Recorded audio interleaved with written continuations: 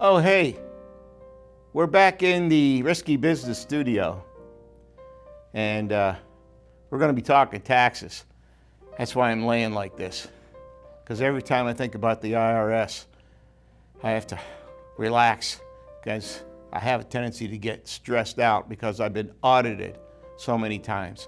So, because it's tax time, that's why we're talking taxes.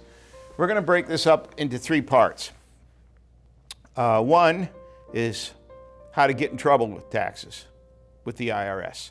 Two, how to get out of trouble with the IRS.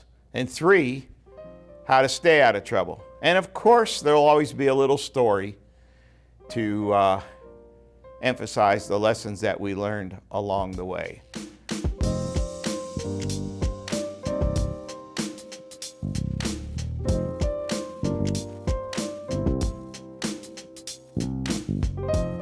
So the first thing I want to talk about, and this is real important because after the last couple of years, there's a lot of people that are going to be working from home.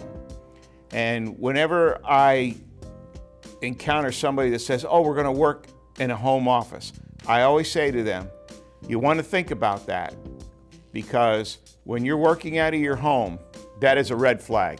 As soon as the IRS sees that, it's going to up your chances of getting audited. As a matter of fact, the longer you work out of your home, the higher the probability that you're going to get audited. The IRS just loves that little red flag. So here's how you stay out of trouble with that. So ideally, for your home office, you would like to have a separate entrance. Let's say there's a little, I don't know, some of the older homes in my home, in my case, in my home, there's a separate entrance that you can walk in to a separate room with a separate bath.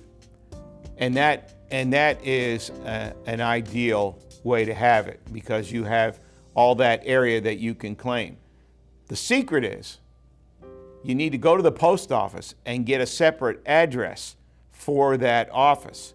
So let's say your address is 71 East Market Street, then you would want to, for your little office, you would want to have it 71 and a half East Market Street.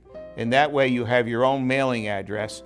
And as far as the IRS is concerned, it's a separate space and you can claim all that, and it won't be a red flag. So you want to look at these red flags and find out what they are. And basically, any deduction that is listed, any business deduction, can turn into a red flag very quickly. So I want to make this statement. It's incumbent upon every business, every small business, heck, every large business, to legally, I'll repeat that, legally avoid paying as many taxes as possible.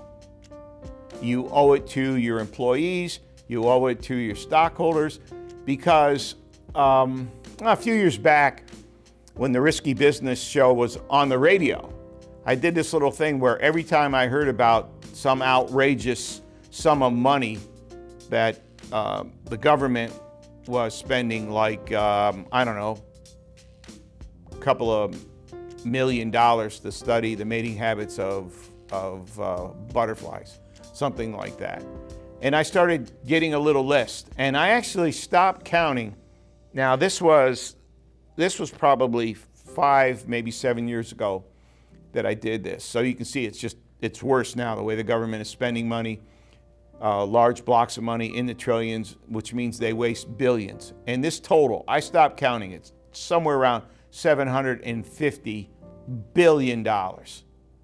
So if you can legally avoid paying a couple of $1,000s here and there, the government is not going to miss it at all. Now I explained this to one of my clients that was starting a business, and I was helping them launch that business. And their comment was, well, that doesn't sound very patriotic. And I'm like, it has nothing to do with patriotism. It has everything to do with keeping your hard-earned money in your pocket so that you can do with it what you see fit, rather than to write a check to the IRS. And believe me, you can write a check to the IRS. You can write a check and put a little note that says, "Here, I'd like to pay an extra $10,000 to help pay off the debt." They'll cash it. Good luck trying to get it back, but they'll cash it. So once again, it's incumbent upon every business to legally avoid paying as many taxes as possible. So that'll be part one. Look for those red flags, because those red flags are going to get you in trouble. I gave you a little hint on how to get out of trouble with the home office. So this will be the end of the first segment on the IRS.